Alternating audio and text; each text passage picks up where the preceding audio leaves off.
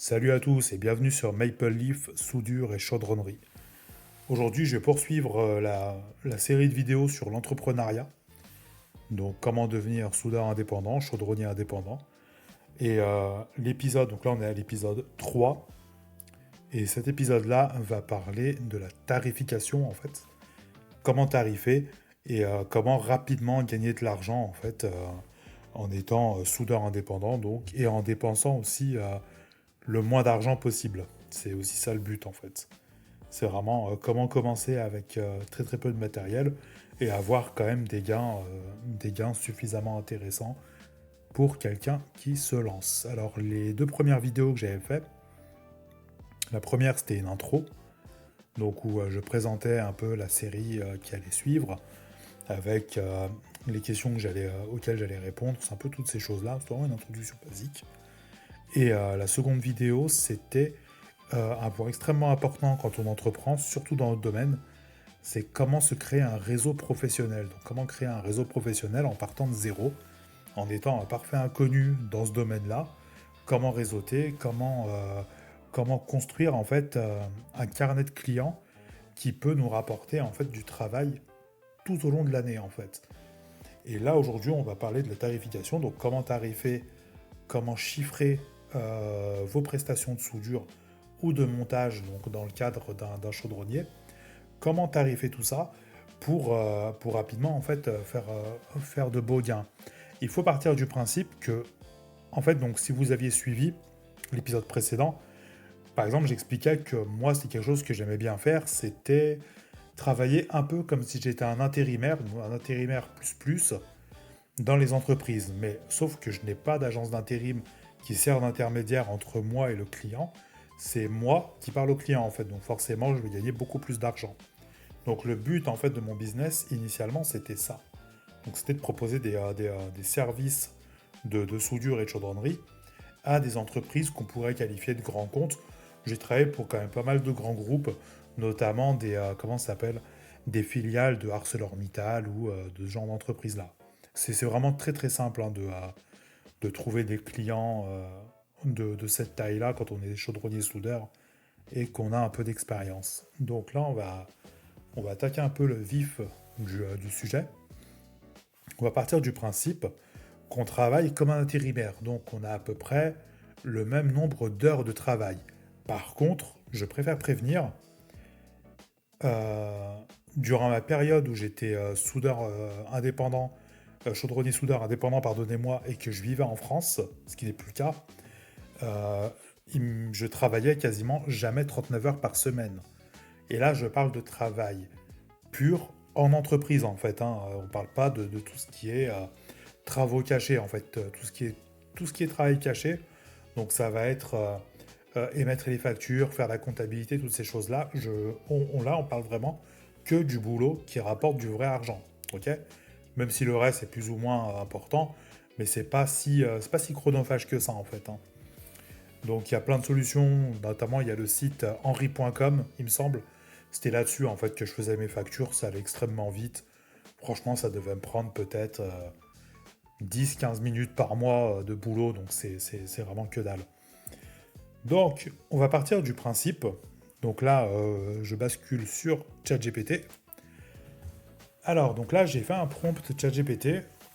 Donc c'est pour accompagner cette vidéo. Et il commence par: compare deux modèles de tarification pour un soudeur freelance à partir des données suivantes. Donc le cas numéro un. Ah oui, oui, excusez-moi, je suis vraiment désolé. Il y a trois, j'ai complètement oublié.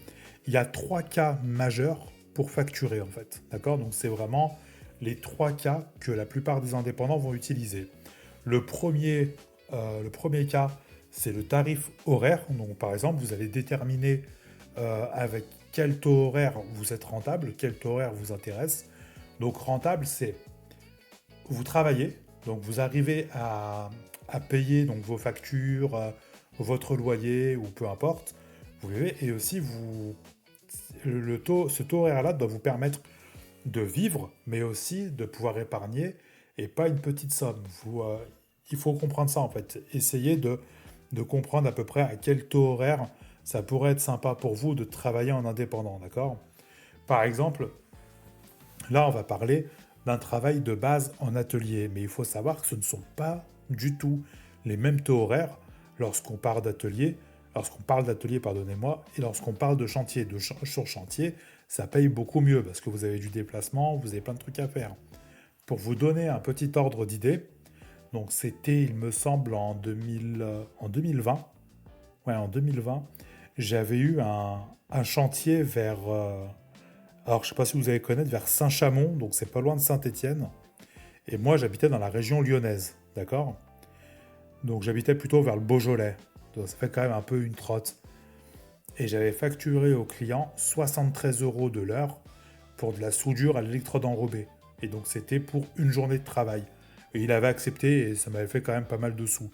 Donc il faut comprendre que là, on part d'un principe, c'est qu'on va calculer le cas 1, donc le taux horaire, le cas 2, la tarification à la pièce. Donc par exemple, vous allez pouvoir tarifer soit à l'heure, soit à la pièce. Ou le cas numéro 3, qui est un peu plus rare, mais qui est aussi utile, mais ça, je ne vais pas trop le détailler ici parce que c'est vraiment, c'est très particulier comme cas. Le cas numéro 3, c'est la facturation au mètre linéaire de soudure. Par exemple, vous allez dire, bah, pour 1 mètre de soudure, je facture tant. Donc ça, c'est un truc que je vais pas vous mentir, j'ai jamais fait parce que je trouvais ça beaucoup trop compliqué et donc voilà. Donc là, on va parler vraiment de trucs que je connais à 200%. Donc là, on part du principe que vous travaillez, donc on suit un peu l'historique des vidéos que j'ai fait précédemment. Donc vous avez fait beaucoup d'intérim, vous avez changé de boulot à peu près tous les 5-6 mois, vous avez invité des gens sur LinkedIn pendant ce temps-là, donc les gens avec qui vous travaillez, donc les responsables d'achat, les directeurs RH, tous ces trucs-là. Et donc, vous travaillez en indépendant dans les entreprises, pour les entreprises dans lesquelles vous avez déjà travaillé en tant qu'intérimaire, d'accord? Donc là, en fait, vous êtes un peu un intérimaire plus plus, ok? Donc vous allez faire le même temps de travail qu'un intérimaire, toutes ces choses-là, et vous êtes soumis au même nombre de pièces à sortir. C'est tout, hein, d'accord? Faut pas vous mettre une barrière, faut pas vous mettre une barrière mentale trop grande, hein. C'est vraiment ça le job, hein. Donc vous êtes littéralement un intérimaire plus plus. Donc on va comparer, grâce à ChatGPT, le cas numéro 1 où vous faites un tarif horaire, vous pratiquez un tarif de 30 euros de l'heure, un temps de travail de 39 heures par semaine, donc un temps de travail par jour de 7,8 heures, ok, et un revenu journalier fixe de 234 euros par jour. D'accord? Ça, c'est le cas numéro 1. Le cas numéro 2. Le prix d'une pièce est déterminé par un produit en croix basé sur la situation initiale. Donc, vous connaissez votre taux horaire, donc le taux horaire qu'il vous faut pour être rentable.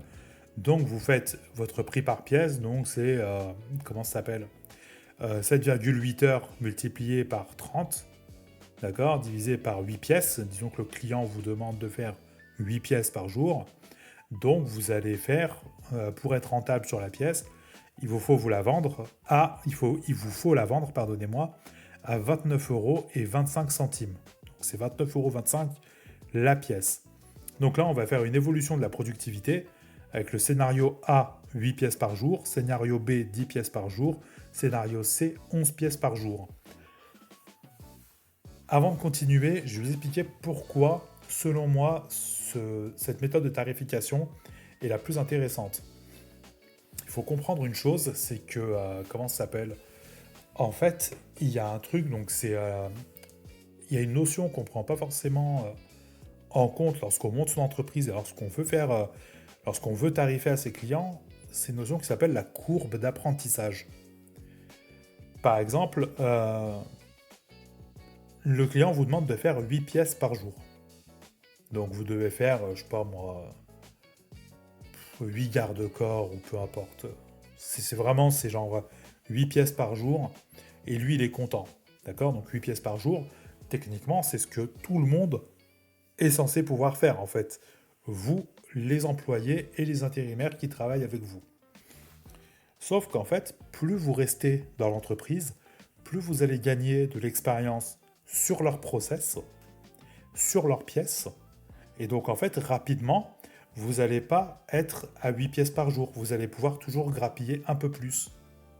Et ça, c'est un cas que j'ai personnellement expérimenté. Donc par exemple, tarifé à la pièce, le gars me demande 8 pièces par jour, et ben j'arrive à en faire 10, 11 par jour. Et là, les gains ne sont pas du tout les mêmes en fait. D'accord? Ça, c'est vraiment quelque chose à prendre en compte. Donc là, la tâche qu'on impose à ChatGPT, donc ça va être de présenter un tableau comparatif entre le tarif horaire et le tarif à la pièce pour 8, 10 et 11 pièces par jour.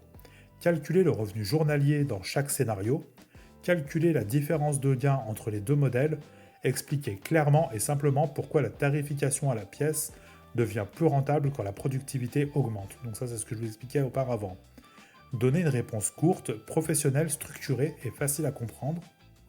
Et pour finir, j'aimerais que tu me fasses une simulation de gain pour un auto-entrepreneur, donc il me semble que maintenant c'est micro-entreprise, qui aurait l'abattement fiscal de l'ACRE et de l'ARS et du prélèvement libératoire de l'impôt sur le revenu. Donc j'avais mis entre parenthèses, je ne suis pas sûr des acronymes, vérifiez au passage. Parce qu'il me semble qu'il y a l'ACRE, c'est l'aide à la création et à la reprise d'entreprise, et l'ARS, c'était l'autre aide, c'est celle, vous savez, je crois que c'était celle qui vous permettait en fait d'avoir vos droits au chômage si vous ne travaillez pas. Ça, c'est extrêmement important, hein, les gars. Il y a une aide en fait quand vous montez votre entreprise qui fait que par exemple, les périodes de creux que vous allez avoir, et ben, au lieu de percevoir peanuts, vous allez percevoir votre chômage comme si vous ne travailliez pas en fait. Et ça, c'est super important pour sécuriser. À titre personnel, moi, j'avais été 3 mois au chômage, mais pas parce que j'avais pas trouvé de boulot, c'est parce que je m'étais arraché une épaule au judo et que j'étais dans l'incapacité de bosser. Pour le coup, je m'étais vraiment blessé salement. Et donc, le médecin et le kiné m'avaient imposé au moins 2 mois et demi, 3 mois de repos. Donc, et du prélèvement libératoire de l'impôt sur le revenu, ça, c'est quand vous payez l'impôt sur le revenu, peu importe les gains que vous avez fait en micro-entreprise, mais en fait, ça permet d'avoir un taux d'impôt sur le revenu qui est extrêmement bas. Il me semble que c'est ça, mais je crois que ça a changé depuis que je suis parti. Donc c'est pour ça que j'avais demandé de vérifier. Donc là, on lance le prompt.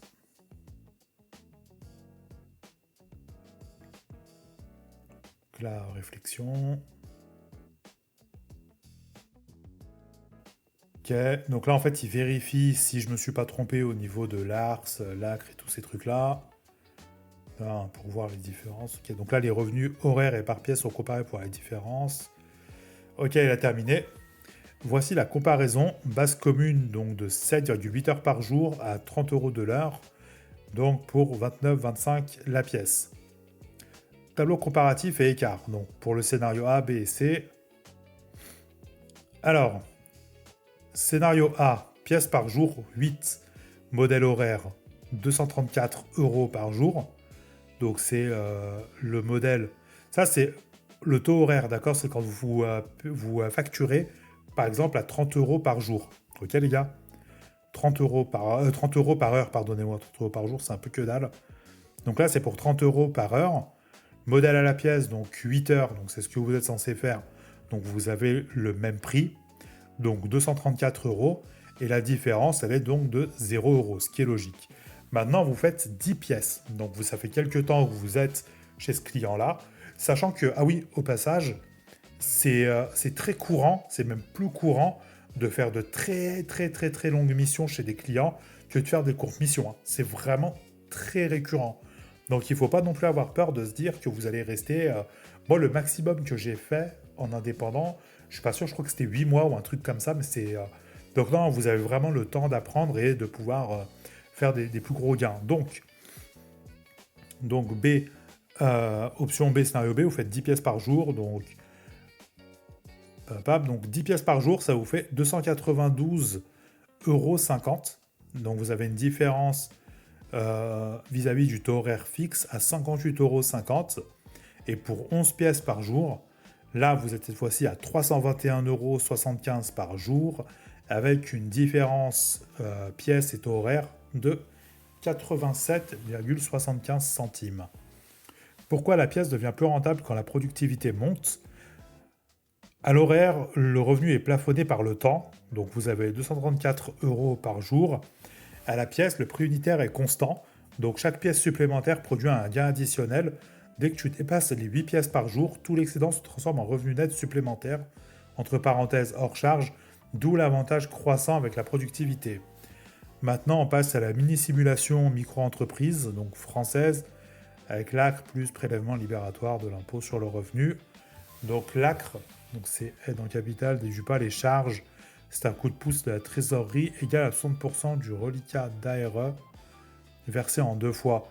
Et ça, je crois que c'était, oui, ça, c'était soit vous pouviez avoir une partie de vos gains, une partie de vos droits Pôle emploi, donc en 2 virements, soit vous pouviez garder vos droits Pôle emploi. C'était ça, l'ARS. Je crois que c'était ça. Hypothèse usuelle en 2025. Donc prestation de service BIC, BIC, profil d'un soudeur. Donc cotisation sociale micro, donc 21,2% du CA avec l'ACRE, moins 50% pendant 12 mois, donc vous tombez à 10,6%. Prélèvement libératoire de l'impôt sur le revenu, c'est 1,7% du CA pour les prestations de services. Taux total provisoire, donc année ACRE, pris ici pour l'estimation, donc on est à 12,3% du CA. Donc net journalier estimé avant frais réels, matière, déplacement, assurance, mais ça, les gars, calculez-y même pas. Bref, c'est ça, vous emmerdez pas avec ça, parce que si vous travaillez pour des grosses entreprises, comme je disais précédemment, ils vous fournissent poste à souder, en fait ils vous fournissent tout. Pour vous donner un ordre d'idée, la plupart des... moi j'ai une cagoule de soudeur bien évidemment, mais en fait à chaque fois que j'allais dans une entreprise, ils m'en filaient une très rapidement. Puis il y a souvent une speed glass, c'était vraiment le truc classique. Donc le scénario A, 8 pièces, donc c'est le même truc que le taux horaire. Vous êtes à 205,82 €. Donc ça c'est le super net, d'accord? Scénario B, vous êtes à 256,49 € et scénario C, vous êtes à 281,98 €. Rappel des sigles, donc ACRE, réduction de cotisation sociale, donc moins 50% pendant la première année. Ce n'est pas un abattement fiscal, bon ça doit être... bon, enfin bref. ACRE, ARS, versement en capital. Ok, donc ça c'est les ARE, c'est les allocations reprises à l'emploi, ou je sais plus ce que c'est. Ça fait un bon moment que j'ai quitté la France, vous m'envoyez navré. Enfin ça c'est vos droits au chôme dû. Et prélèvement libératoire, donc option d'impôt sur le revenu, 1,7% du CA pour les prestations cumulées aux cotisations. Si tu veux, je peux avoir de la simulation à hebdo-mensuel, intégrer des frais réels, donc déplacement, RC Pro, amortissement, ou comparer année ACRE et année suivante. Ça, on s'en fout un peu, je vais dire. J'aimerais que tu me fasses le calcul par rapport à un mois complet. Parfait, on part sur une base de 22 jours ouvrés par mois, ce qui correspond à un mois standard pour un entrepreneur qui travaille du lundi au vendredi. On garde les mêmes paramètres, ok. Donc ça, c'est les revenus mensuels après ACRE et prélèvement libératoire. Donc le revenu journalier, toujours pareil, 234 €. Revenu mensuel brut, 5148 €. Net après charge, 4513,80 €. Donc ça, c'est votre net si vous travaillez en... Comment ça s'appelle? Si vous travaillez en... Mince. Si vous travaillez vraiment comme un intérimaire, d'accord? Donc si vous bossez vraiment comme un intérimaire, vous faites vos heures, vous en faites pas une de plus, et vous faites les 8 pièces par jour, et votre client il est content, le net au bout d'un mois, c'est ça, c'est 4514 €, d'accord? Le modèle à la pièce, donc là pour le scénario A, ça change pas bien évidemment. Le scénario B, 10 pièces par jour, 10 pièces par jour, hein. Donc là vous avez un net mensuel de 5642,90 €. D'accord? Scénario C, 11 pièces par jour, donc vous avez un revenu net après impôt de 6207,25 €. Donc là, si vous charbonnez vraiment et que vous faites 3 pièces de plus par jour, ce qui, moi, à titre personnel, je faisais assez régulièrement, et ben, vous avez un revenu net la première année de 6 207 € par mois, en fait. Donc, comme vous pouvez le constater, c'est quand même plutôt pas mal. Et en fait, on s'en rend pas forcément compte, mais quelques pièces en plus, mais ça change vraiment la donne, hein. Et aussi, la plupart des gros clients chez qui je travaillais, moi, à chaque fois, ils me prenaient la tête pour que je vienne en plus. Donc, c'était extrêmement régulier que le samedi matin, je reste ou que je fasse des heures en plus dans mes journées. Ce qui fait que j'avais vraiment des très très gros gains. Sachant que je faisais ça, mais qu'en parallèle, je faisais aussi des petits chantiers pour des particuliers en fait, hein. Pour vous donner, pour mettre un peu du contexte là-dessus, je travaillais en déplacement vers Mâcon, pour ceux qui connaissent. J'étais dans le coin vers Mâcon, et il y a un de mes collègues de boulot, il me dit: «Ah putain, Maple, il y a à Bricomarché, il y a une promo sur les postes à souder Stanley.»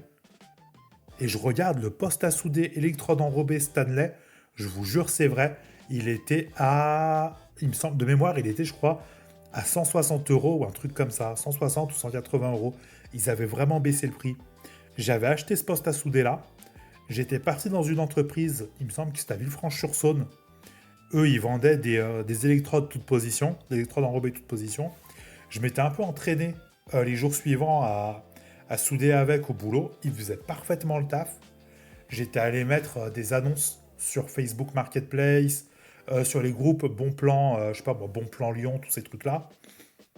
J'avais aussi fait des offres sur Le Bon Coin.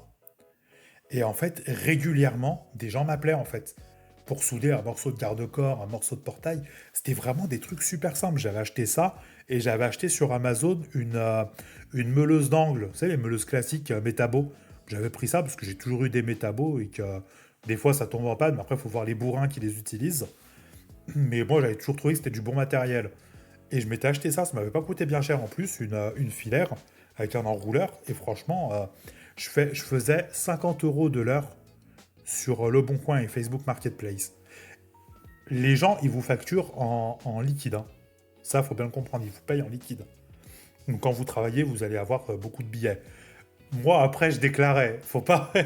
Allez pas dire que je faisais du travail au noir, parce que c'était pas vrai. Chacun fait ce qu'il veut. Moi, en tout cas, j'ai toujours été un bon citoyen, j'ai toujours déclaré mes impôts. Mais bref. En tout cas, ouais. Et en ayant à côté, comment ça s'appelle? En soudant un peu à côté à l'électrode enrobée, on se rend pas forcément compte, mais comment ça s'appelle? Mais rapidement, vous pouvez faire vraiment, vraiment, vraiment, vraiment beaucoup d'argent. On s'en rend pas compte, hein, 50 € par-ci, 50 € par-là. Rapidement, ça va, ouais, rapidement, ça va très très vite, hein. Ici, par exemple, au Canada, il y a un proverbe qui dit les petites pièces font les gros billets. Moi, je peux vous assurer que c'est vrai, hein, pour le coup. Ouais, pour le coup, ça peut vraiment, vraiment mettre beaucoup de beurre dans vos épinards. En tout cas, c'était une petite vidéo assez courte. Moi, je l'espère, j'ai pas vu le temps que j'ai mis pour enregistrer. C'est vraiment une. Là, je suis pas vraiment rentré en profondeur, c'est vraiment juste pour vous montrer, en fait, combien est-ce que vous pouvez potentiellement gagner en étant soudeur indépendant, vraiment de manière, si vous travaillez de manière classique, comme si vous travaillez à l'intérim, hein, d'accord? Donc ça, c'est vraiment ce que vous pouvez prendre comme argent. En partant aussi du principe que vous n'êtes pas qualifié. Là, vous avez, par exemple, un BEP, un CAP, un titre pro ou un bac pro. Et ça, c'est ce que vous allez gagner. On ne parle pas de soudeurs qui ont, par exemple, des qualifications électrode enrobée, des qualifications au TIG, des qualifs fil fourré, qui vont bosser pour des pièces un peu plus techniques. Moi, par exemple, pour vous donner un ordre d'idée, j'avais été contacté par Framatome pour bosser chez eux en indépendant. Malheureusement, j'ai pas pu y aller parce qu'en fait, c'était à ce moment-là que je préparais mon départ pour aller vivre au Canada. Et j'aurais pu vous assurer que ça aurait pas été 30 € de l'heure ou ça aurait été bien plus élevé.